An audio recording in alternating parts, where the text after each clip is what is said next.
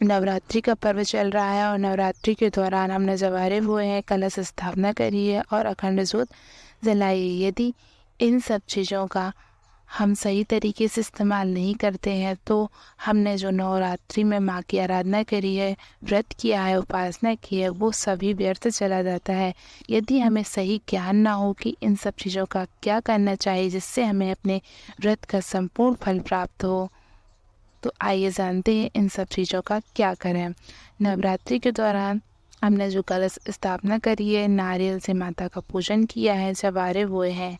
नवरात्रि के बाद या तो हम उस कलश को उठाकर उसके पानी को किसी पेड़ में डाल देते हैं या उसी तरह हम जवारे के 2-3 पत्ते तोड़कर किसी पीपल के पेड़ के नीचे रख देते हैं अथवा किसी बहते हुए पानी में विसर्जित कर देते हैं। लेकिन आजकल किसी कारणवश हम ऐसा नहीं कर पा रहे हैं और वैसे भी यदि हम इन सब चीज़ों को उठाकर नदी में प्रवाहित कर देते हैं तो हमने जो नवरात्रि माँ की आराधना करी है उसका संपूर्ण फल हमें प्राप्त नहीं हो पाता है। तो इसके लिए सबसे पहले आपको दशमी के दिन दशहरे पर अपने सुबह नहा धोकर नित्य क्रियाक्रम से निवृत्त होकर आपको अपने पूजा घर में बैठकर माँ की आराधना करनी चाहिए। माँ की आराधना करके आपको माँ से कहना चाहिए कि हे माता, आप मेरे छोटे से आग्रह करने पर भी नवरात्रि के लिए आप मेरे घर में विराजमान हुई हैं, उसके लिए धन्यवाद।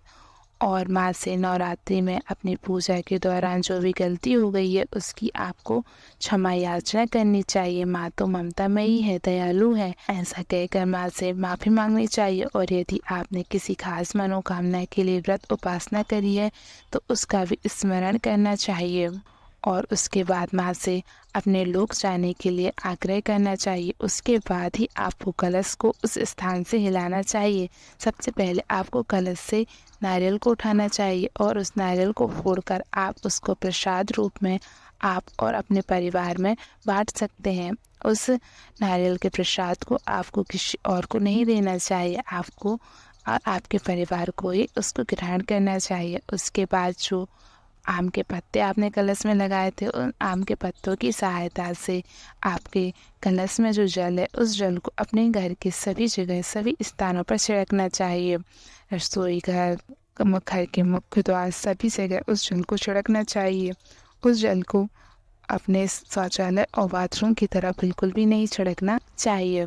ऐसा करने से जिससे हमारे घर की जितनी भी नेगेटिविटी होती है वो दूर हो जाती है और अच्छी एनर्जी हमारे घर में आने लगती है। कलश में अगर कुछ जल बच जाए तो उसे अपने घर में लगे तुलसी के पौधे में डाल दें। यदि किसी कारणवश तुलसी का पौधा आपके घर में नहीं है तो आप किसी पवित्र पेड़ में भी वो जल डाल सकते हैं।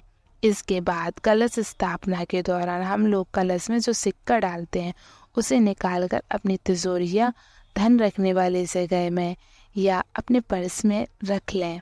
यह सिक्का आपके घर में समृद्धि लाता है। आप जहाँ भी इस सिक्के को रखेंगे उस जगह पर पैसे की कभी भी कमी नहीं रहेगी। उसके बाद जवारे। नवरात्रि के दौरान जवारे का बहुत बड़ा महत्व होता है क्योंकि जवारे तो सभी लोग बोते हैं लेकिन सभी लोगों के द्वारा बोए गए जवारे एक जैसे नहीं होते। सब लोगों के जवारों की ग्रोथ अलग अलग होती है। किसी के जवारे बहुत अच्छे होते हैं तो किसी के जवारे छोटे होते हैं।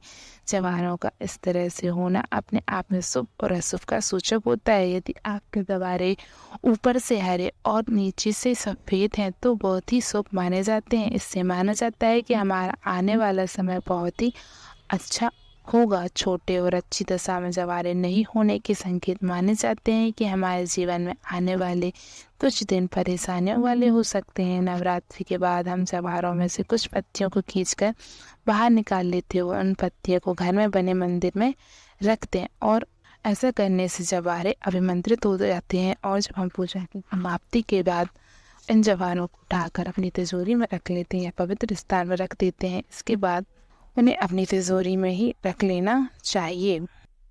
उसके बाद जो बची हुई जवारों का आप रस निकाल कर, यदि आपके घर में कोई रोगी व्यक्ति है या किसी की बीमारी ऐसी है जो ठीक नहीं हो रही है बहुत इलाज करवाने के बाद, तो उसका रस आप उन जवारों का रस आप उस व्यक्ति को पिला सकते हैं जिससे उसका स्वास्थ्य ठीक हो।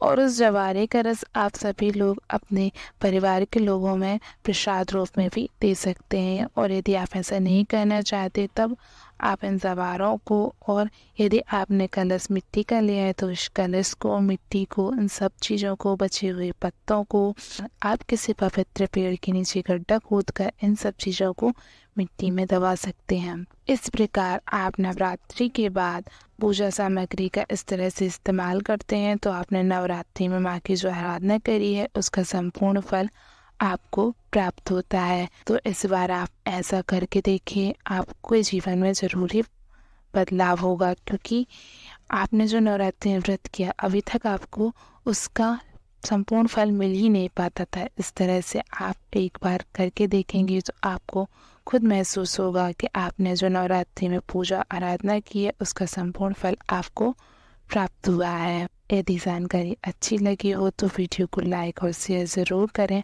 और इस प्रकार की महत्वपूर्ण धार्मिक जानकारी के लिए हमारे चैनल को सब्सक्राइब ज़रूर करें।